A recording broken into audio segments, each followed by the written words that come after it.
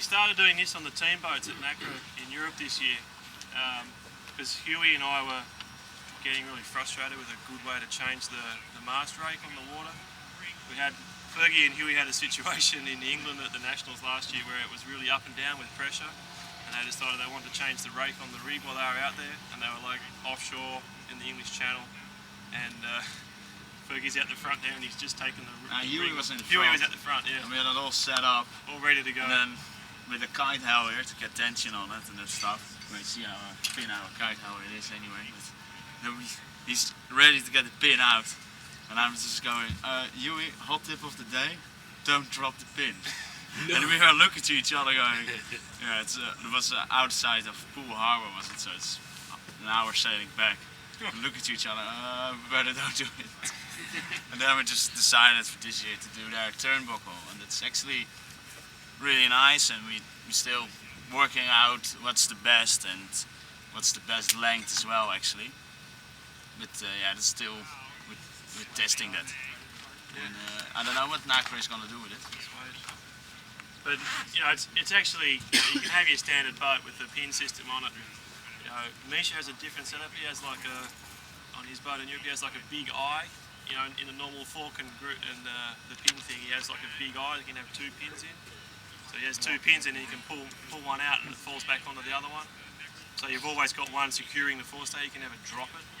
But I think the screw thing is really good. It's the only drawback is that you have to watch it in the sand. It's not perfect with sand in it. But you know, if you know you can look after your stuff and you're okay with it, and then all we do on the beach is if we're dropping the rig and it's going to fall in the sand, then we just tape it up so it can't get any sand on it in the thread, and then it's okay.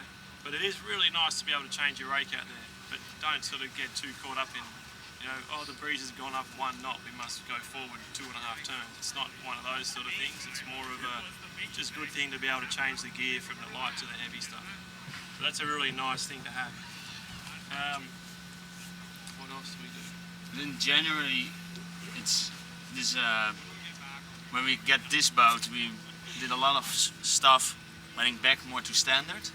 Yeah. This boat is not different at all to a standard Nacra. We just keep it all very simple, and then how the boat comes out of the box, that's almost how we leave it. Like Guy had some new systems on it, and we actually went back to the standard systems back.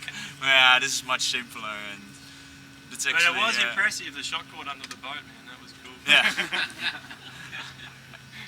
But I just wanted to say that we just leave it. Yeah, how it comes out of the box. That's actually how we sailed as well. Only we do a little bit of tuning with shock cords and that kind of stuff.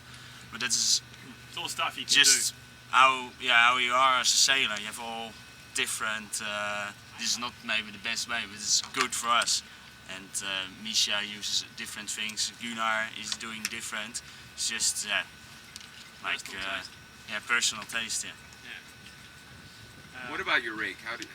How do you determine it for yourselves? Well, what we do is, so we start with the rake. We use the pin, the top screw on the transom where that little clip for the rudder is.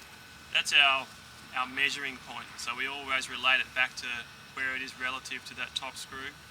And so in the lighter winds that we're, how far above are we? Fergie, like this far above? An inch? Yeah, I just will show you how you measure it. Just take this just off. to make sure.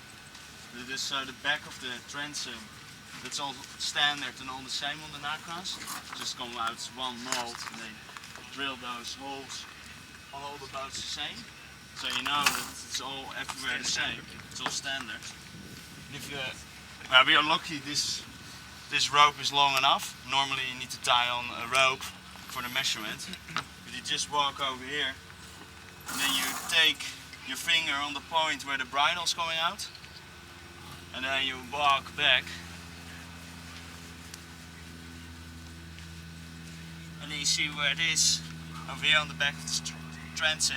Now you see it's about half an inch above the top screw. In metric? And metric, yeah, it's about 2 centimeters. So it's almost an inch. But that's how we check it all the time. But so in the lighter stuff, like it has been, we're always a little bit above the top screw. I think we went back a little bit later in the afternoon because we thought it was going to be windy. one. But the range we have is probably, say, an inch or inch and a half above the top screw, and then we go back to the bottom screw sometimes. So it's quite a range you're moving through, and that it's turnbuckle, noticeable. the turnbuckle, the way you've got it set, allows you that much. Yeah, we can do that, yeah. When we first did the turnbuckle, I think we were all the way down on the screw, and we were not even at the top screw, because we just messed up the length, and we didn't calculate how much the thing stretches when you do because the swage on this Racine fitting is quite long. It's like this long, the swage point. So when you squash it, the whole thing grows, and it grew more than we thought it was. Okay. So then we did the Mark II and didn't go long enough again, and then we have just a shock. So now it's correct, and we need to keep this forestay for the next 10 years. Or change both. Yeah, do we just...